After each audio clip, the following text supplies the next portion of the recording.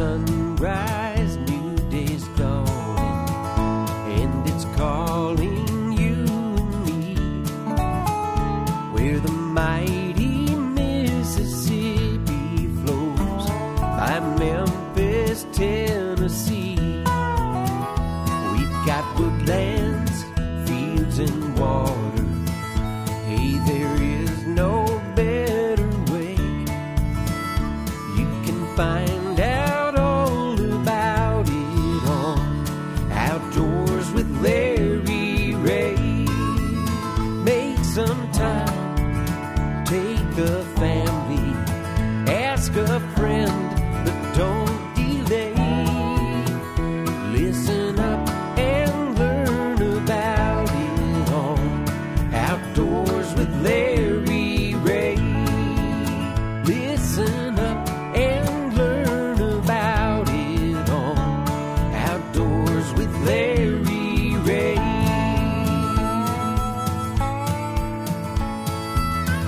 Good Saturday morning and welcome to another edition of the award-winning Outdoors with Larry Ray, brought to you proudly by the Tennessee Wildlife Resources Agency. Now, here's your host, Larry Ray.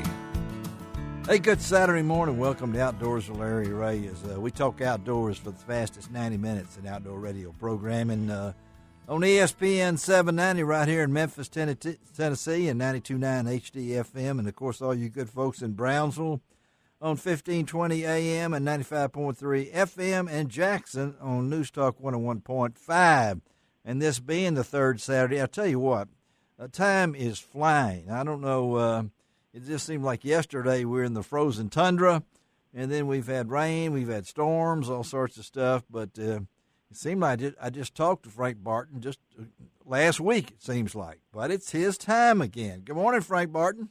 Good morning, Larry. Good morning, everyone. Hey, good to have you. And kind of talking with Frank off the air there, he's got something kind of special going on this weekend. I think it's pretty cool. Y'all know Frank's love for dogs, whether it's the Master Retriever, and we might mention that again because you are the secretary? What are you for the? Yeah, I'm the event secretary for the Master National Retriever Club. Okay, now Frank just told me off the air. What are you going to be doing this weekend? Well, I got my first hunt test of the season of the spring. Will be up in Paducah, Kentucky this weekend. So when we get done, I'll be making a mad dash up that way and hopefully run a couple of dogs in master test. And so are these your dogs? These are mine. These are two dogs that you don't even know anything about. I know it. I've been keeping them. I've been keeping quiet about them. So can we say now? Can we say? Oh, that's all right. I got it. Yeah, I just got. I've got I've got Hope. That's my young dog. Yes. She's not. She's still in. We're still doing basic training with her, but she's not ready. But I've got two older dogs, a male and a female. Goose and Hershey are their names. Goose and Hershey. And Hershey, all right. Okay. All right. Both chocolate dogs, especially with a name like Hershey, you can imagine. You got to be, yeah. That's right. So anyway. I don't want to know about Goose. Goose is a chocolate dog. Okay. He's a chocolate male. A chocolate male. So you're heading to Paducah, and a lot of folks may say, "Well, what's the hunter test? What is this hunt test? What do they do?" This is the Central Kentucky Retriever Club hunt test, and this is all right. And a hunt test is different. In a field trial, you got dogs going out there, and they place the dogs. They want to find out who's the best dog, who's the second dog, who's the third dog. In a hunt test, it's kind of like a pass-fail course that you took in school. You either pass the test or you don't pass the test. Okay. And so they judge the dogs based on a standard that the AKC, American Kennel Club, establishes for, in other words, to be a master dog, they should be able to do X, Y, and Z. Right. Yeah. And okay. So we'll go up there, and I think there's 122 dogs entered in this. No, 130 dogs entered in this event. Wow. Okay. Yeah. Is that a amateur and pro trainers alike. there are more pro trained dogs than there are amateur dogs like what I'll have, but we all compete up there, against the standard. I'm not competing against a pro trainer. I'm just competing against the standard that AKC Right. They want dogs I mean, there's to not there's not two dogs going out trying to see which one's the best. So your dog will each be. They'll get to run how many tests then? Well, hopefully we run 3. 3 is it? Hopefully we run 3. That means each time you run a test, that you get evaluated by the judges. Okay. And they'll either call you back. Yeah. Which means you get to run the next test. All right. Or they don't call you back and you get to go home. So it's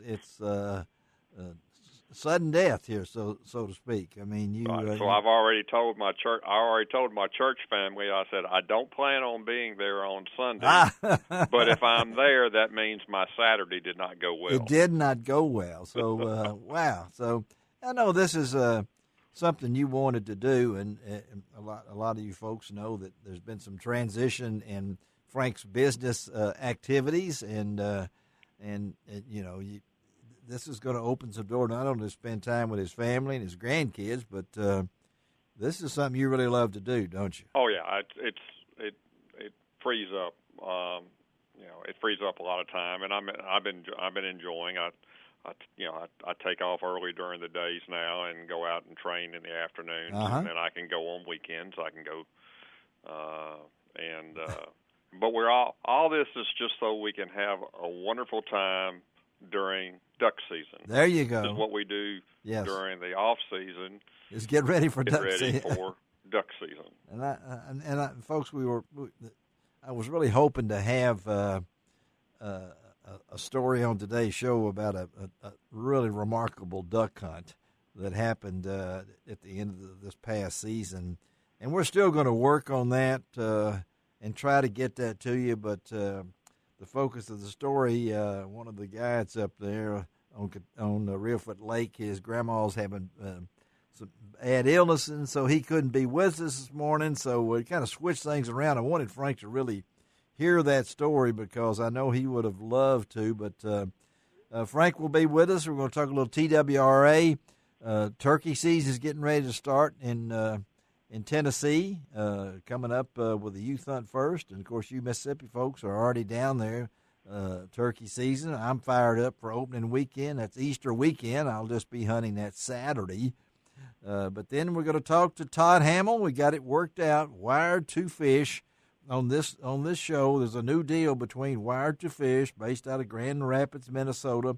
A lot of you folks out there know about Wired to Fish. You watch it on videos, you watch it live streaming and things like that. And then Doug Neiman from out in Pacific Palisades, California. So Wired to Fish and the new Navio networks, and you're going to be really surprised to see what's on that network, have combined their efforts, and Wired to Fish is now part of the Navio networks family. Then we'll talk to David Best, get our Mid-South fishing report from David, and then it's time to go to the Little Red River. Frank knows that. Every third Saturday we go to Lindsay's Resort on the Little Red at Heber Springs and talk Lindsay's Resort about trout fishing. And then I know Frank will enjoy this last segment on today's show, a little trap shooting talk with a young lady who's one of 3 on the St. Mary's Episcopal School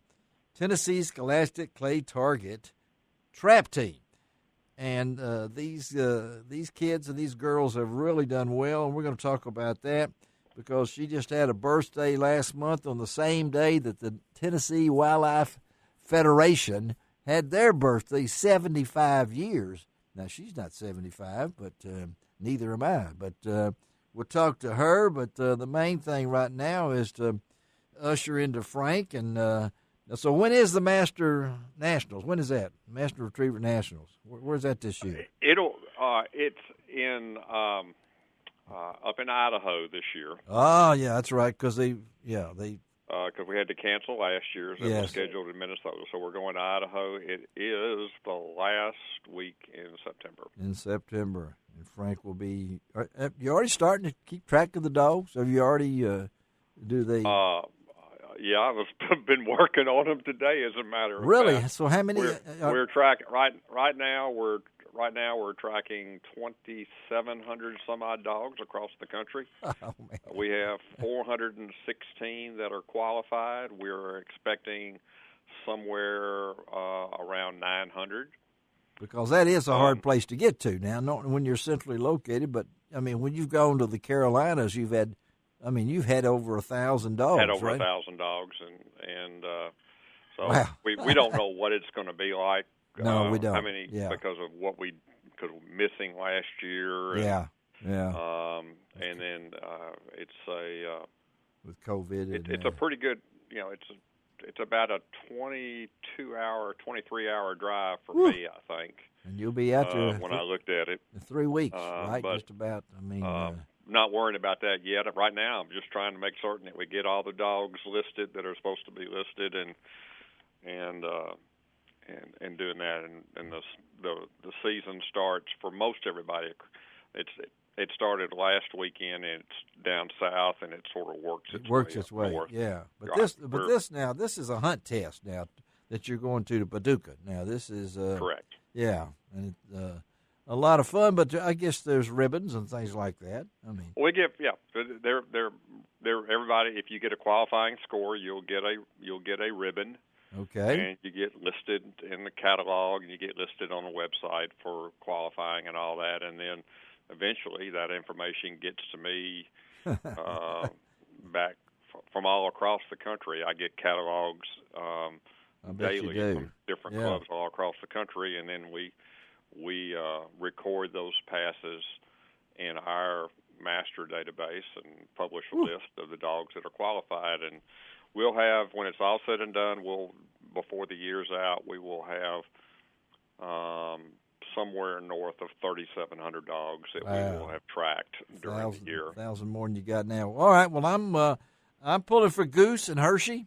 I'm going for Goose. I like the name Goose. Okay. Hershey sounds pretty sweet, but I like Goose. Okay. What's up, Toto? All right, Frank. I hope so. Yeah. All right, Frank Barton with us on Outdoors with Larry Ray. Let's take our first break of this morning, and then we'll come back and talk a little TWRA with Amy Spencer. We'll be right back.